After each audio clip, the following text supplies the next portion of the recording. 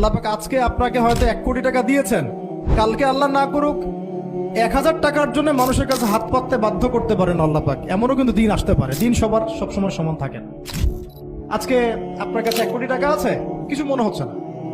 কালকে কে জানে, আল্লাহ না করুক যে 1000 টাকা কারো কাছে চাইতে হচ্ছে, 1000 টাকার জন্য ঠকে গেছেন, হতে পারে না?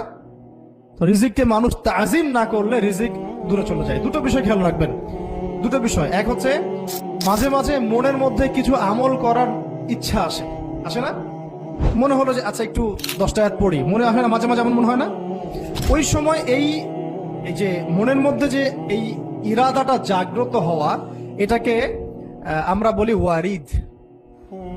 অন্য ভাষায় আপনি বলতে পারেন মেহমান। কি বলতে পারেন? এটা আল্লাহর পক্ষ থেকে আপনার কলবের মধ্যে মেহমান হিসেবে এসেছে। এখন আপনি যদি আমলটা করেন, সেই মেহমান বারবার আপনার কলবে আসবে। যদি আপনি ওই সময় আমলটা না করেন, মেহমান চলে যাবে, মেহমান অসম্মানিত হলে পরে আর আসবে না। একইভাবে রিজিক আল্লাহ পাক দিয়েছেন, এর তাজিম যদি করতে পারেন রিজিক বেশি আসবে।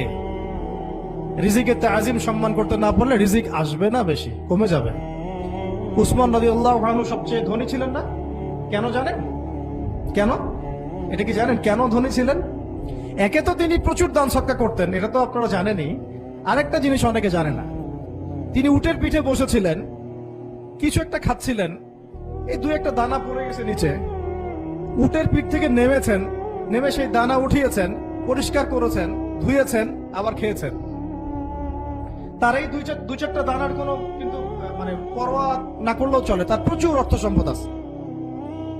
এত অর্থ সম্পদ যে তাবুক যুদ্ধের দিন 30,000 সেনাবাহিনীর দায়িত্ব নিয়েছেন। 30,000 সেনাবাহিনীর দায়িত্ব নিয়েছেন। সেনাবাহিনী যাবে, থাকবে, খাবে, তাবু টাঙাবে, সব দায়িত্ব তার।